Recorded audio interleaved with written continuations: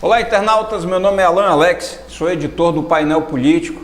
Semana passada a gente não gravou o nosso resumo da semana, em função aí de uma série de entreveros, que ocorreram, terminou que a gente não teve tempo aí de gravar.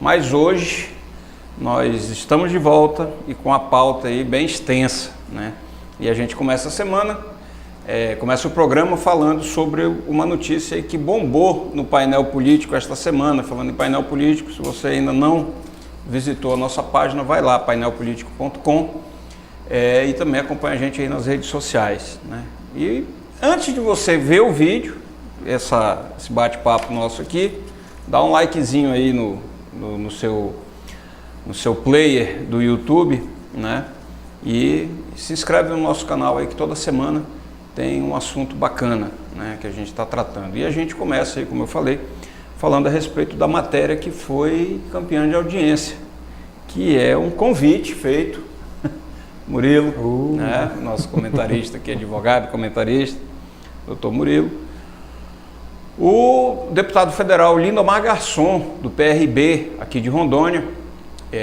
mandou uma mensagem aí, afirmando ter sido convidado pelo futuro presidente, que assume agora dia 1º de janeiro, Jair Bolsonaro, para integrar a equipe de governo. E o Garçom, com muita emoção, segundo ele, recusou o convite porque disse que pode fazer muito mais pelo povo de Rondônia, pela população, atuando por aqui. Para comprovar o convite, o Garçom mandou um videozinho dele do lado do Jair Bolsonaro, falando exatamente essa frase, com emoção, e umas fotos do evento.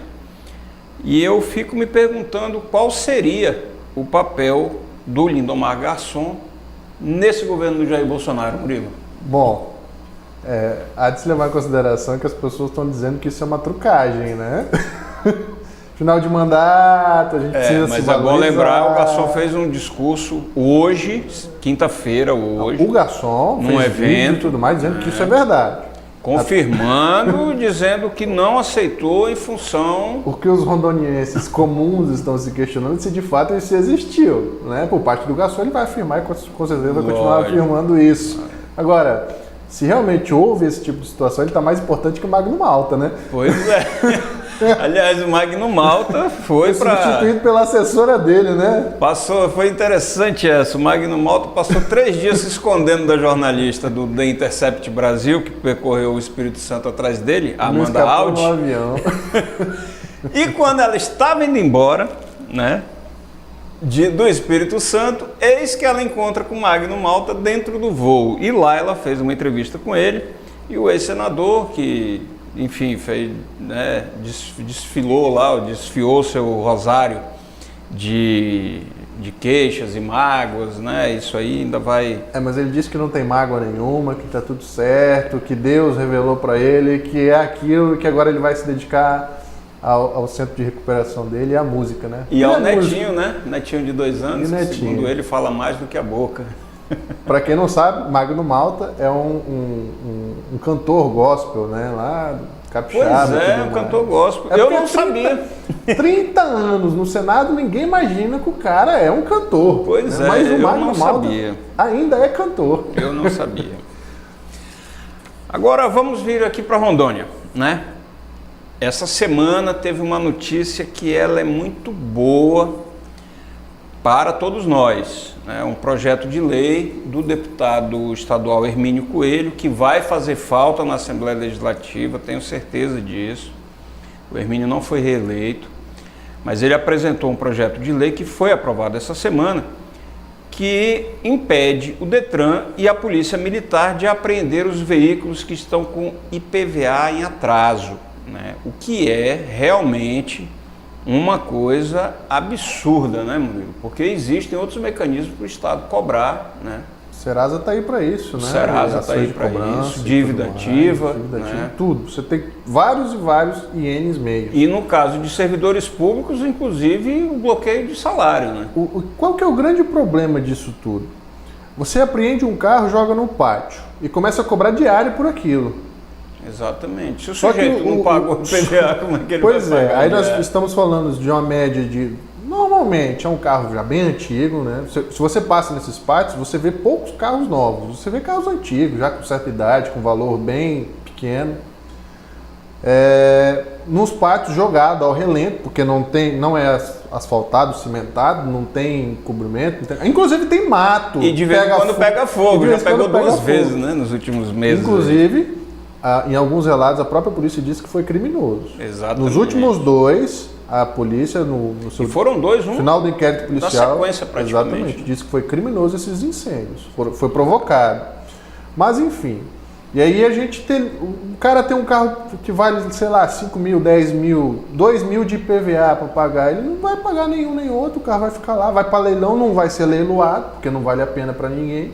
Exatamente. E aquele monte de ferro vai ficar lá no relento e tudo mais, e enfim, era uma medida bastante, além de ser impopular, bastante desconexa, né, com a realidade. Não fazia sentido. O cara não paga PVA e eu vou pegar o carro, e aí? Pois é. Fora o constrangimento que é, né? Imagina o cidadão com a família dele no carro, passeando lá, cai numa blitz, ficar a pé. É uma observação, porque na verdade essa lei ela vai precisar passar de alguma maneira no sistema do Detran. A gente não sabe como é que vai ser feito isso. Por quê? Embora ainda no Detran não conste mandado de prisão, consta a inadimplência. Então, beleza. Detran e Polícia Militar de Rondônia não vão mexer, não vão pegar. Mas como é que vai se dar isso com a PRF, que também tem poder de apreensão dos veículos? Então essa lei ela vai ter que impactar, eu não sei de que maneira, no sistema do Detran. Que é o sistema do Detran que avisa se está roubado, se está com problema de documento que precisa ser apreendido. A Polícia Rodoviária também apreende veículo com IPVA em atraso, mas só dentro do estado, né, de origem. Porque se você estiver fora do seu estado de origem, eu acho que eles não têm esse poder. A gente vai checar essa informação aí. Confesso que eu não sei isso, mas imagine você estando em São Paulo e o seu documento com esse tipo de restrição, você cai numa blitz da PRF lá, você vai fazer o que da vida? Eu vou pedir para o nosso produtor do programa fazer uma pesquisa a respeito desse assunto e a gente, na próxima semana, eu prometo para vocês que eu volto com mais informações sobre isso e também se o governador Daniel Pereira sancionou, né? Porque esses valores, eles fazem uma diferença. Vai impactar no cofre do Estado. Grande no cofre do Estado. Ainda que quem não paga, mas tem muita gente que paga. Exatamente. E falando em cofres, né? Essa semana também foi aí uma notícia veiculada em primeira mão pelo jornalista Robson Oliveira, que publica a coluna Resenha Política aqui no Painel Político, a respeito da queda de braço entre a Prefeitura de Porto Velho e o consórcio que administra aí as empresas de ônibus, de transporte coletivo urbano aqui na capital. Né? Na verdade, é um grande circo aí que foi armado para justificar o reajuste que vai ser dado à passagem de ônibus. Né? Circo montado pela empresa, né? Pela empresa e junto com a Prefeitura também, porque a orientação nesse caso é o seguinte: a empresa entra na justiça dizendo que vai entregar, que quer romper o contrato, que vai entregar a concessão para o município, sabendo que não foi feita uma licitação, sabendo que é um serviço essencial, que não tem como ser interrompido. Né? Mas, conta enfim, aquela lorota de que ninguém quer vir para cá. Exatamente, conta a história quando de que na verdade ela tomou esse contrato no tapetão, porque ela essa sabe história, que essa história ela é tão sem noção, porque assim, a concessão de transporte urbano no Brasil inteiro é um caso que é disputado à tapa, independente do município, sabe?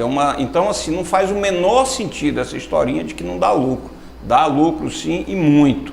Né? Enfim, a empresa entrou na justiça dizendo que quer devolver o contrato, que não tem mais interesse.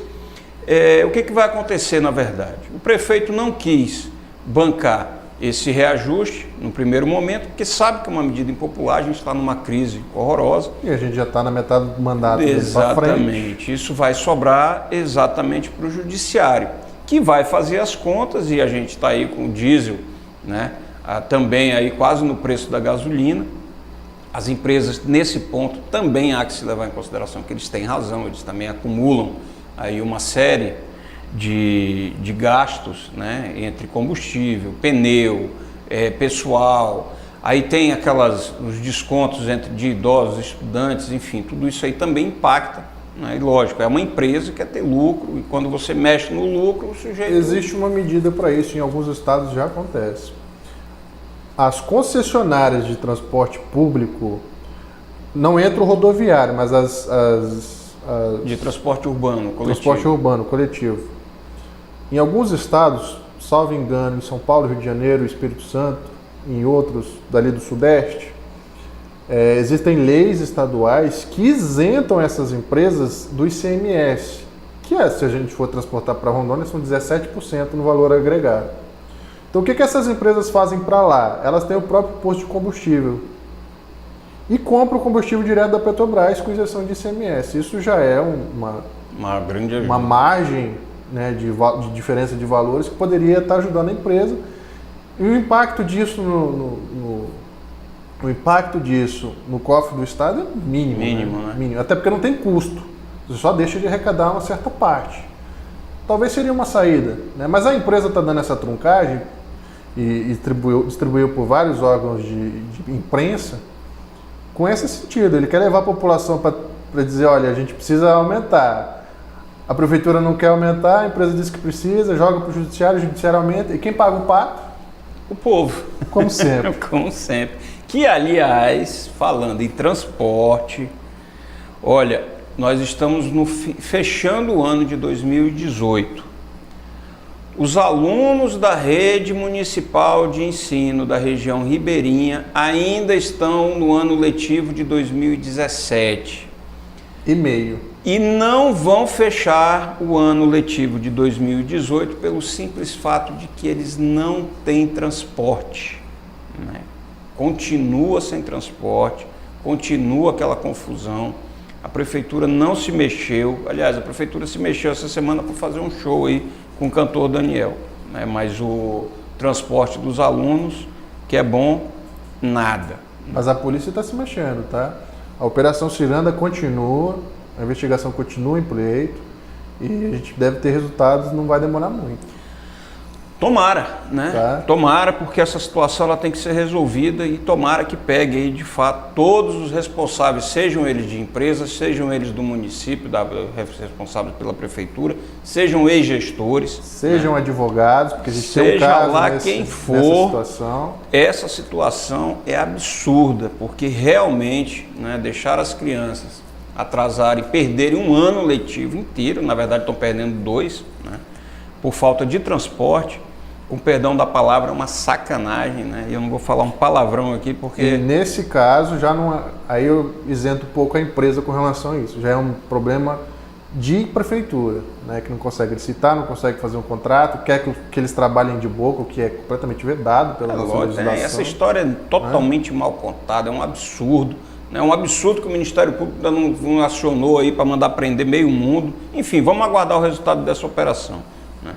E falando em prefeitura e justiça, o Tribunal Superior Eleitoral cancelou as eleições, a eleição suplementar que aconteceria nesse domingo, dia 9 de dezembro, lá em Rolim de Moura, uma eleição que já estava marcada, que os candidatos gastaram dinheiro com campanha, que foi feita toda aquela mobilização dentro do município. Dinheiro do fundo partidário, que é público. Dinheiro público, lógico, né? Então, o TSE cancelou essa eleição e devolveu o mandato ao prefeito que tinha sido afastado lá em agosto desse ano, em julho desse ano, o prefeito Luizão do Trento, né? O Luizão foi empossado no mesmo dia, foi um trabalho aí do escritório do Roquilmer Rocha, o Diego Vasconcelos e Márcio Nogueira, né? Eles conseguiram aí o que muita gente achava que era impossível, né, Murilo? Porque o Luizão, inclusive, ele já era visto pela classe política ali como um defunto político, né? Ninguém queria muita conversa com o Luizão não, achando que ele estava morto, e não estava não. É porque no ensejo do afastamento dele também tinha a questão dos direitos políticos, né? Exatamente. Então, se fosse mantida, além de ter perdido a prefeitura, ele ficaria 8 anos inelegível, sem poder votar, sem poder praticar nada dos atos públicos. políticos. O TSE também deu um puxão de orelha no TRE. Aí aqui, né? é que tá. Eu confesso que eu não tive acesso ainda à sentença, mas me parece que ele volta para a prefeitura, o TSE deu um puxão de orelha em razão do processo em si, né, no TRE aqui, volta para a prefeitura, e me parece que inclusive é uma decisão terminativa, né, que não caberia mais recurso no sentido de afastá-lo da prefeitura, ou seja, seria uma decisão de que ele ficaria prefeito até o último dia do mandato para o qual ele foi eleito em 2016. Exatamente. Né?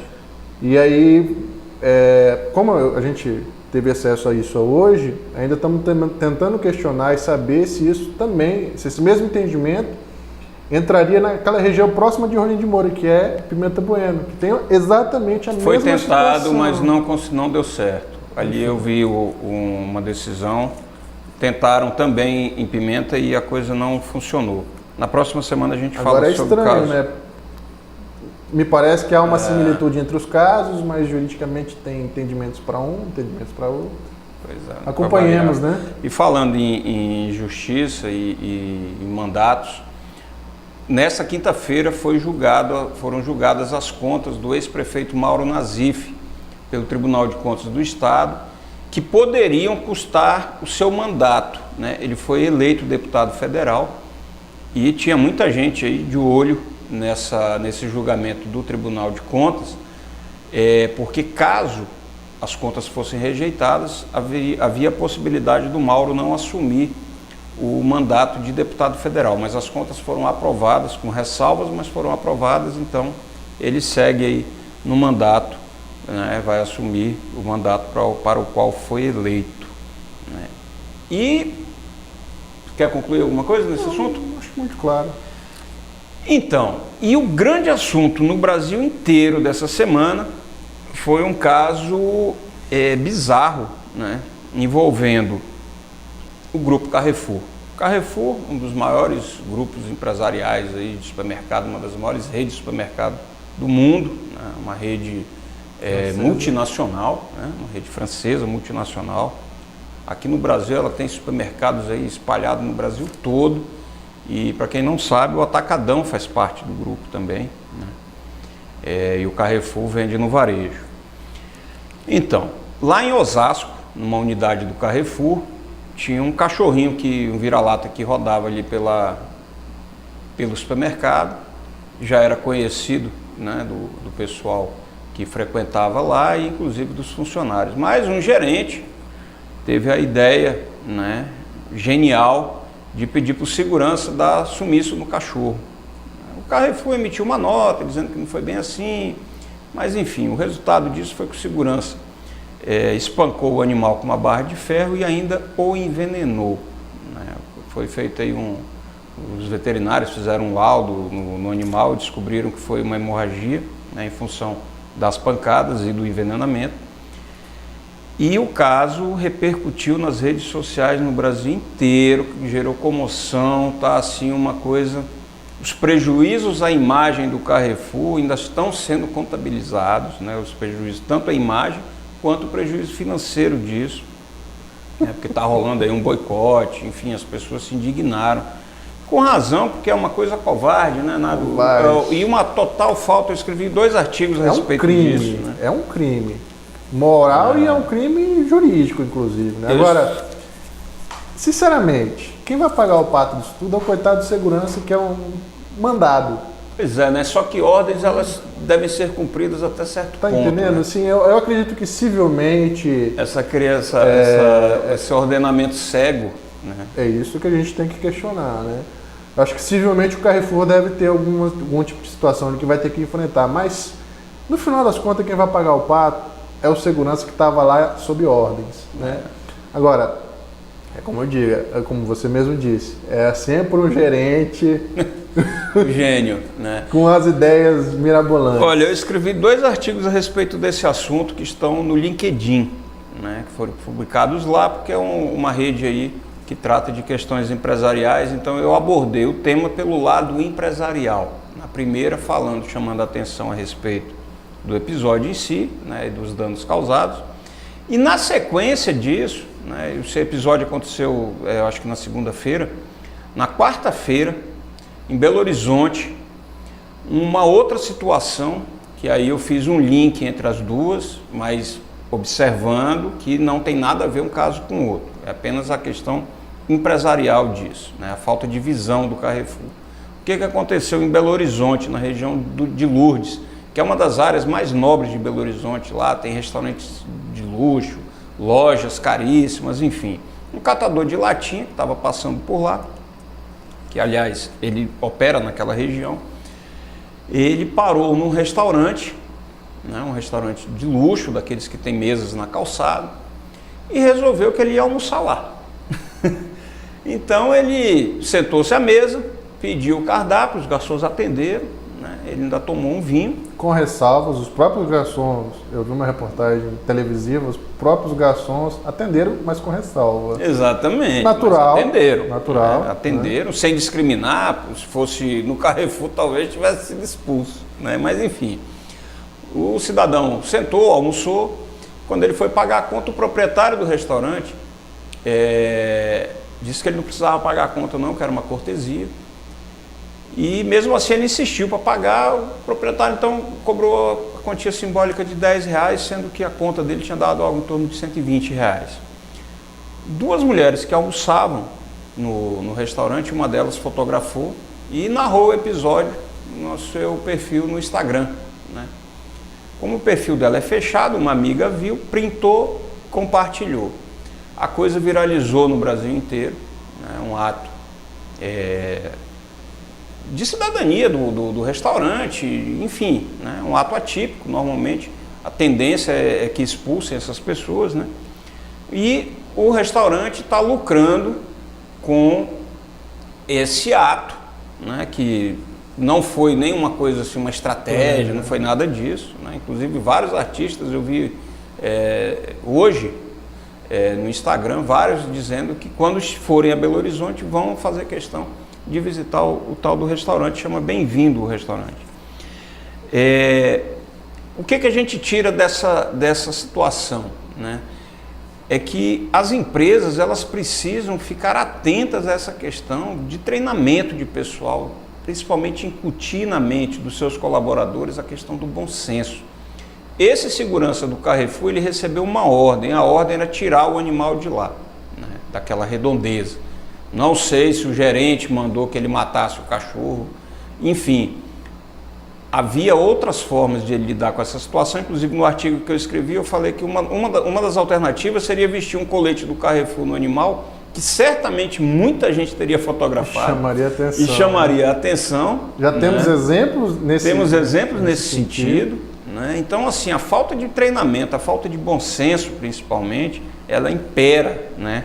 E ela gera esses prejuízos que são assim, o Carrefour é uma rede multinacional, ela não vai quebrar por causa disso, mas se fosse um supermercado menor... Se fosse o restaurante lá... Ou se fosse o restaurante, iam tocar fogo, né? Exatamente. Esse sujeito nunca mais ia abrir um restaurante na vida dele. O que me chama a atenção é que quando você vê esses fatos, sempre tem a turma do contra.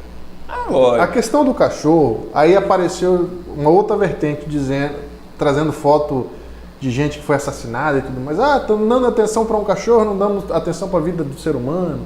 Apareceu o outro com a vertente da tal da Marielle ainda, né, que até hoje não foi resolvido esse caso também. Né? Olha, a gente está dando atenção para um cachorro e não estamos dando atenção para Marielle. Na vertente do restaurante, apareceu, eu achei hilário, né? É um pouco do humor negro também, digamos. Mas eu achei hilário que o cara disse numa dessas postagens o seguinte: olha, bonito, foi legal, e eu aprovo. Agora, eu tenho certeza que ele só entrou porque não tinha segurança no restaurante. Bom, né? Então, vamos...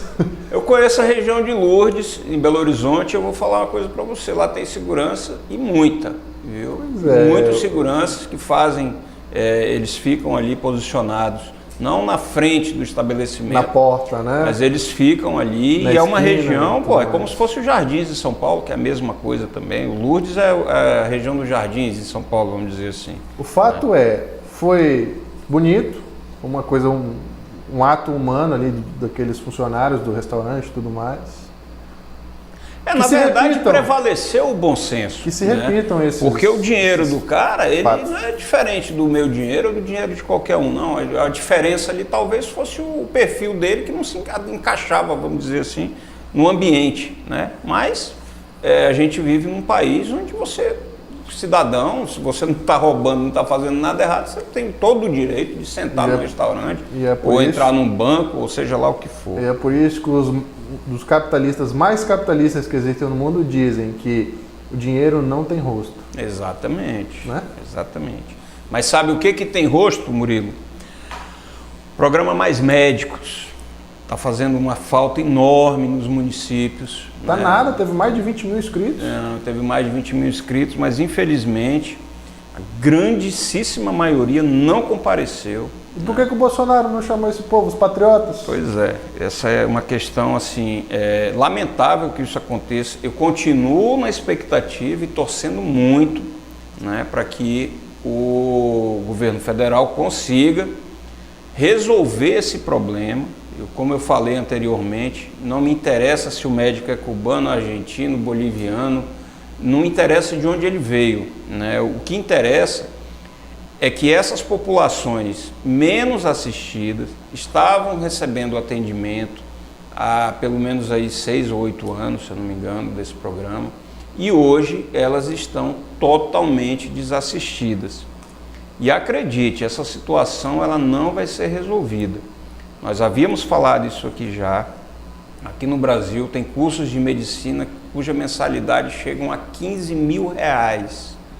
Uma pessoa que paga esse valor num curso, numa mensalidade, ela não vai querer trabalhar numa região dessa isolada. Ela não vai querer descer para Cabixi para querer ganhar 4 mil reais de jeito nenhum. Ainda que seja um contrato de 20 horas e tudo mais. Então, natural. Já que o Bolsonaro e a sua equipe não quer médico cubano, tudo bem. Então, que traga dos Estados Unidos, que traga do Panamá, que traga de algum lugar. Mas a gente precisa resolver essa situação. A minha crítica não é essa. Porque os brasileiros a gente sabe que não vão. Né? A minha crítica é, cadê os médicos brasileiros patriotas? Né? Porque começar com esse papinho, vamos tirar os cubanos e botar os patriotas brasileiros, menos de 15% das vagas foram preenchidas. Teve sim um número expressivo de candidatos que se prontificaram, mas na hora do vamos ver, todo mundo deu para trás. É esquisito. E aí a gente pensa, via de consequência, o Brasil perdeu essa mão de obra, continuamos sem médico, mesmo com mais médicos continuava deficitário o atendimento. E o México, que a gente tem o hábito de chamar que é um país também de segundo mundo, assim como o Brasil, talvez um pouco até pior, que as pessoas dizem, levou os cubanos tudo para lá. Pois é, os cubanos migraram para o México. Né?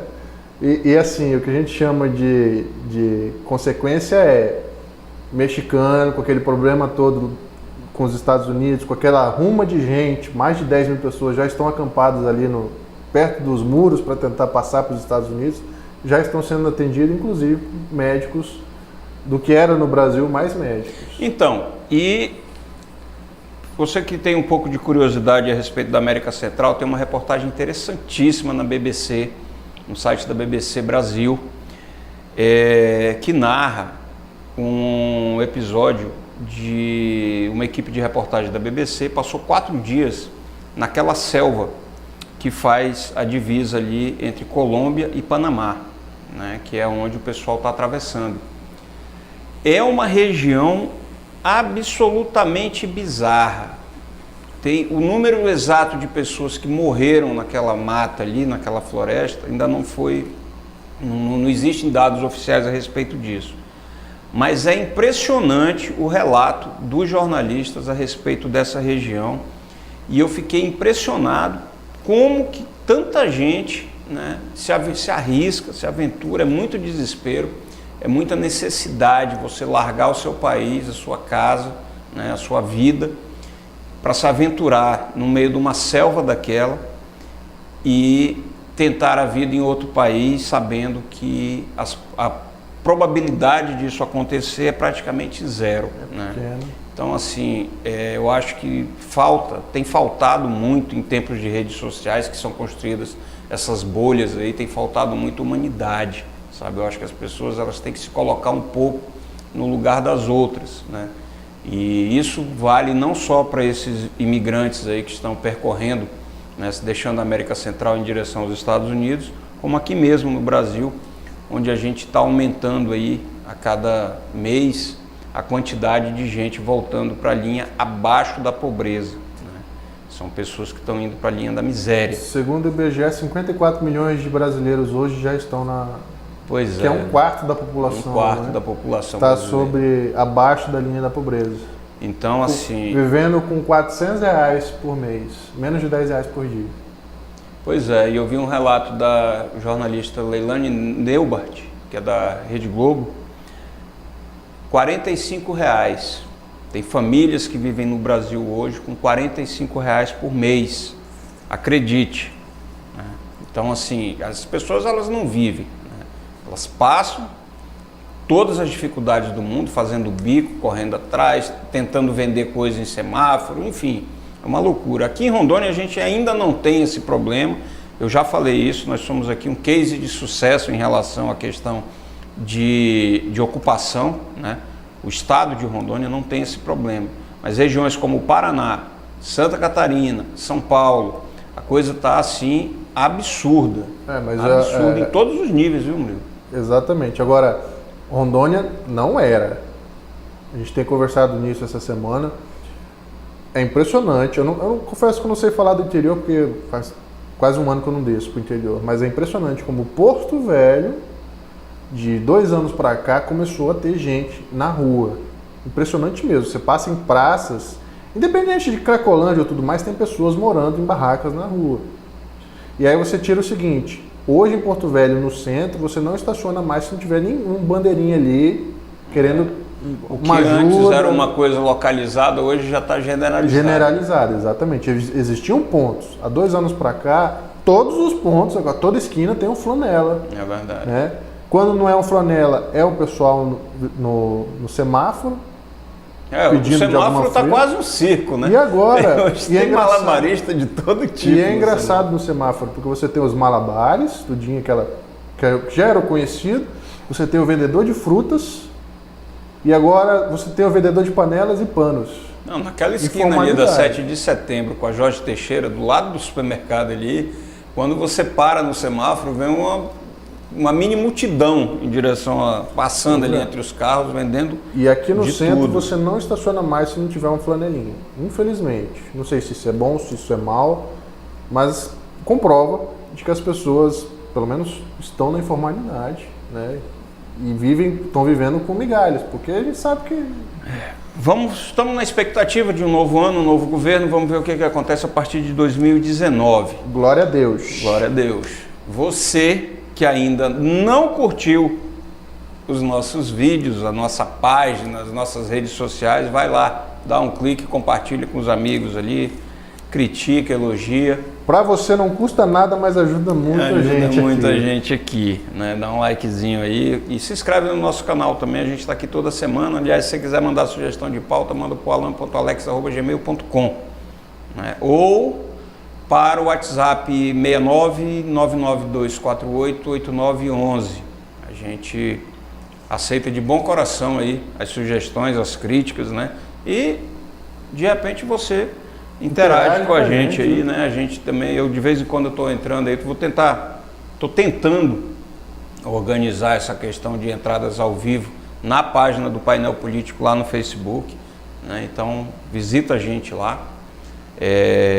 E deixe seu comentário, enfim, e visite todos os dias o painelpolitico.com, porque lá tem notícia não falta, né? De todos os gêneros. De todos os gêneros. Muito obrigado pela audiência, muito obrigado pelo carinho, o pessoal que acompanha a gente aqui nesse programinha, e a gente volta na próxima semana, se Deus quiser. Plagiando o Jô Soares, um beijo do gordo.